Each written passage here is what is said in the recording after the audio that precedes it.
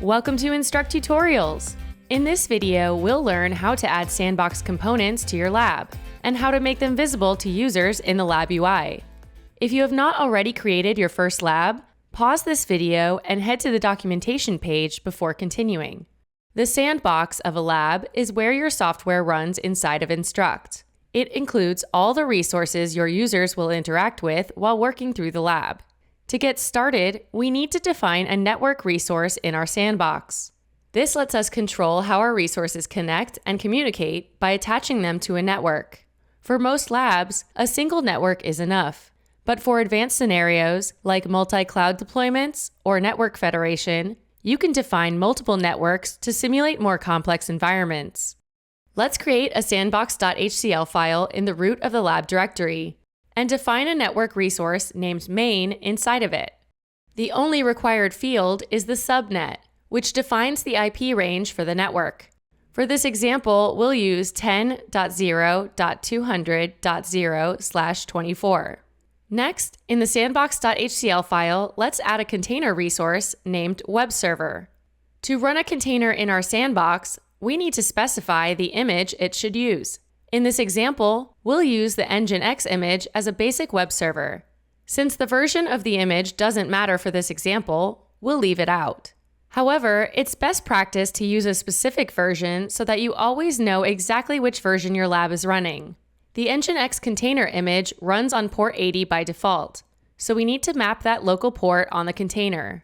Lastly, we need to connect our container to the network we defined earlier. So let's add a network block to the container and set its ID to reference the main network's meta.id. So resource.network.main.meta.id. To make a web service accessible in the lab UI, we need to define a service resource that points to the container and port we want to expose. Then we can reference this service in our layout and display it as a tab on a specific panel so that end users can interact with it directly.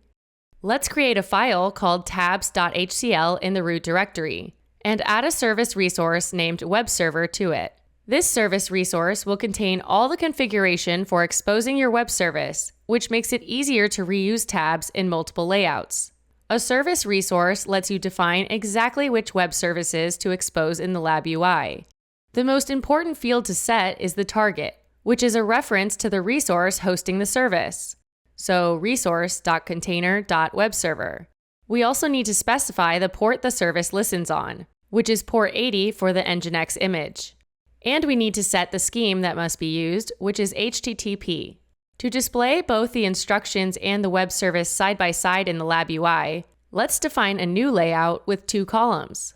In our layouts.htcl file, add a second layout resource named toPanels. Create two columns, left and right, and set the right panel to 33% width. Now add the new toPanels layout to our lab resource by defining another layout block. Reference it using resource.layout.toPanels. To make it the default view for the lab, set the default equals true field in this block. Earlier, we added the instructions tab to the single panel layout. To add other tabs to a layout, we can use the tab block with a label that specifies its ID. The ID can be used to interact with it from the instructions. For example, we could click a button within the content and be taken to that specific tab. Let's define a new tab block on the two columns layout block with a label of web server.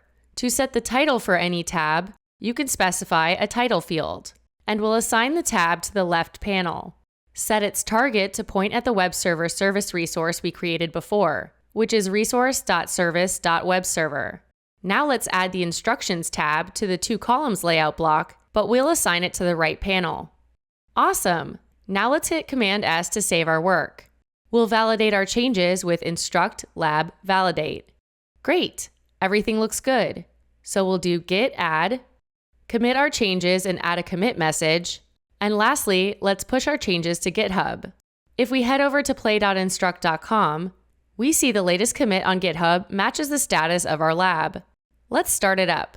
We see our lab now has a new layout with two columns. The left one shows the web service, and the right one showing the instructions. Great job!